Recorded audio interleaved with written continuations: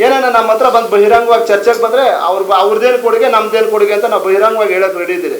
ಅವ್ರು ಬಹಿರಂಗವಾಗಿ ಚರ್ಚೆಗೆ ಬರೋಕ್ಕೆ ಹೇಳಿ. 11 ವರ್ಷ ಇಲ್ಲಿ ನಮ್ಮ ತಾಲೂಕಿನ MP ಆಗಿ ಆಳದಂಥವ್ರು ಅವ್ರ ಪಕ್ಷದ ನಾಯಕರೇ. ಯಾಕೆ ಪ್ರಶ್ನೆ ಮಾಡಲಿಲ್ಲ ಅವರು?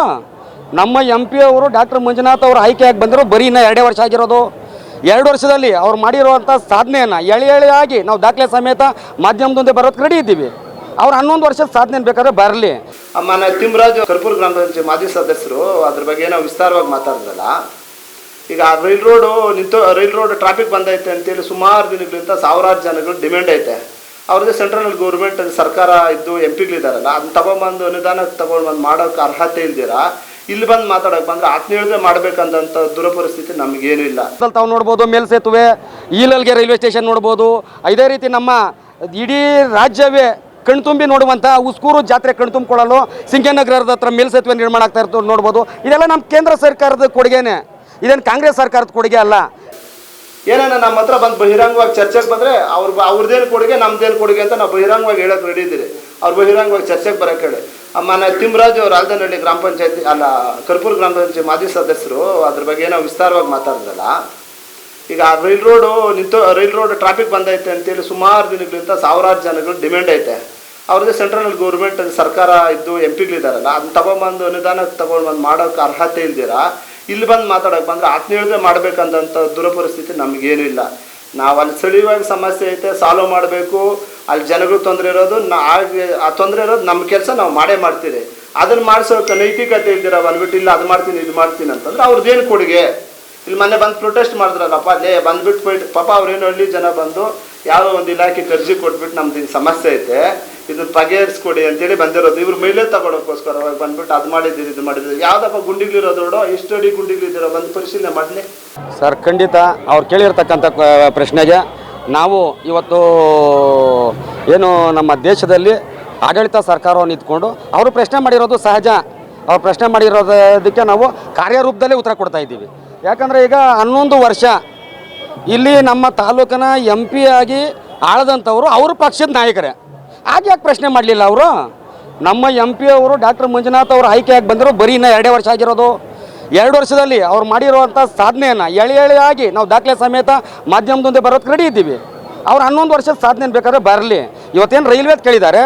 ನಾನು ಫೆಬ್ರವರಿ ತಿಂಗಳಲ್ಲಿ ನಮ್ಮ ಡಾಕ್ಟರ್ ಮಂಜುನಾಥ್ ಅವರನ್ನು ನಾನು ರೈಲ್ವೆ ವಿಚಾರದಲ್ಲಿ ತುರ್ತಾಗಿ ಜರೂರಾಗಿ ಈ ಒಂದು ಇದು ಒಂದು ಪ್ರಗತಿ ಕಾಣಲೇಬೇಕು, ತುರ್ತಾಗಿ ಈ ಒಂದು ಮೇಲ್ಸೇತುವೆ ನಿರ್ಮಾಣ ಆಗಬೇಕು ಅಂತ ನಾನು ಅವ್ರ ಹಿಂದೆ ಬಿದ್ದಿದ್ದು ನಿಜ. ಬಿದ್ದ ತಕ್ಷಣ ಅವರು ಕೇಂದ್ರ ರೈಲ್ವೆ ಸಚಿವರಿಗೆ ನನ್ನ ಮನವಿಗೆ ಹೋಗಟ್ಟು ಅವರು ಪತ್ರವನ್ನು ಸಹ ಬರೆದ್ರು.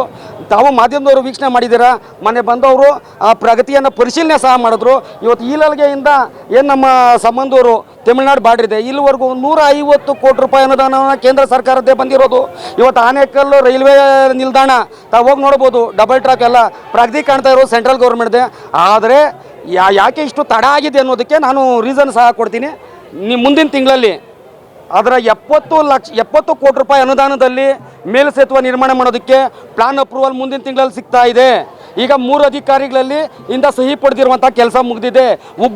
ಹುಬ್ಬಳ್ಳಿಯಲ್ಲಿ ಇಲಾಖೆ ಕಚೇರಿಯಲ್ಲಿ ಈ ಫೈಲ್ ಇದೆ, ಬೇಕಾದರೆ ತಾವು ಸಹ ಮಾಹಿತಿ ತಗೋಬೋದು. ಇನ್ನು 2 ಅಧಿಕಾರಿಗಳು, ಉನ್ನತ ಅಧಿಕಾರಿಗಳು ಸಹಿ ಮಾಡೋದು ತಡ ಆಗ್ತಾ ಇದೆ. ಸಹಿ ಆದ ತಕ್ಷಣ ಮುಂದಿನ ತಿಂಗಳಲ್ಲಿ 70 ಕೋಟಿ ರೂಪಾಯಿ ಅನುದಾನದಲ್ಲಿ ಏನು ರೈತರ ಜಮೀನು ಸಹ ಅದಕ್ಕೆ ಅಕ್ವೈರ್ ಆಗಬೇಕಾಗಿದೆ, ಅದು ನಮ್ಮ ಗ್ರಾಮದ್ದೇ. ಆದರೆ ರಾಜ್ಯ ಸರ್ಕಾರದಲ್ಲಿ ಇವತ್ತೇನು ತಾವೆಲ್ಲ ಇದು STRR ರೋಡು ಎಲ್ಲ ನೋಡಿದ್ದೀರಾ. ಈಗ ಮೊನ್ನೆ ತಾನೇ ಗುದ್ಲಿ ಪೂಜೆ ಮಾಡಿದ್ರು ಸಿದ್ದರಾಮಯ್ಯ ಅವರು CM ಬಂದು. ಇನ್ನೂ ಒಂದು ಚನಕೆ ಮುಣ್ಣೆತ್ತಿಲ್ಲ, ಸಾವಿರಾರು ಕೋಟಿ ರೂಪಾಯಿ ಅಂತ. ಅದು ಏನು KHB ಅನುದಾನದ್ದು.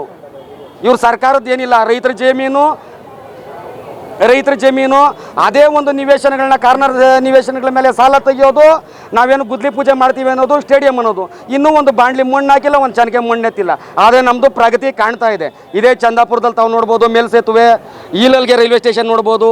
ಇದೇ ರೀತಿ ನಮ್ಮ ಇಡೀ ರಾಜ್ಯವೇ ಕಣ್ತುಂಬಿ ನೋಡುವಂಥ ಉಸ್ಕೂರು ಜಾತ್ರೆ ಕಣ್ತುಂಬಿಕೊಳ್ಳಲು ಸಿಂಗನಗರದ ಹತ್ರ ಮೇಲ್ಸೇತುವೆ ನಿರ್ಮಾಣ ಆಗ್ತಾ ಇರ್ತದೆ ನೋಡ್ಬೋದು. ಇದೆಲ್ಲ ನಮ್ಮ ಕೇಂದ್ರ ಸರ್ಕಾರದ ಕೊಡುಗೆನೇ, ಇದೇನು ಕಾಂಗ್ರೆಸ್ ಸರ್ಕಾರದ ಕೊಡುಗೆ ಅಲ್ಲ. ಇವತ್ತು 70 ಕೋಟಿ ರೂಪಾಯಿ ಅನುದಾನದಲ್ಲಿ ಏನು DPR ಆಗ್ತಾ ಇದೆ. ಪ್ಲಾನ್ ಅಪ್ರೂವಲ್ ಮುಂದಿನ ತಿಂಗಳಲ್ಲಿ ನಾವು ಪ್ಲಾನ್ ಸಹ ನಿಮ್ಮ ಮಾಧ್ಯಮ ಮುಂದೆ ನಾನು ಇಡೋದಕ್ಕೆ ರೆಡಿ ಇದ್ದೀನಿ. ಇವತ್ತು ನಮ್ಮ ರೈತರನ್ನ ಆಲ್ದಹಳ್ಳಿ ಗ್ರಾಮದಲ್ಲಿ ರೈತರನ್ನ ಅತಿಬೆಲೆ ರಸ್ತೆಯಲ್ಲಿ ಮನವೊಲಿಸಿ ಈಗ ರಾಜ್ಯ ಸರ್ಕಾರದಲ್ಲಿ ಇವರು ಎಸ್ ಟಿ ಆರ್ ರಸ್ತೆ ಮಾಡೋದಕ್ಕೆ ರೈತರಿಗೆ ದುಡ್ಡು ಕೊಡೋದಕ್ಕೆ ಇವ್ರ ಹತ್ರ ದುಡ್ಡಿಲ್ಲ.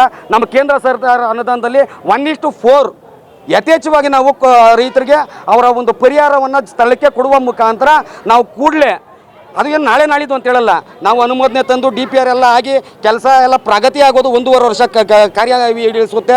ಅದೇನು ಸಣ್ಣ ಪುಟ್ಟ ಕೆಲಸ ಅಲ್ಲಿ 70 ಕೋಟಿ ರೂಪಾಯಿ ಕೆಲಸ.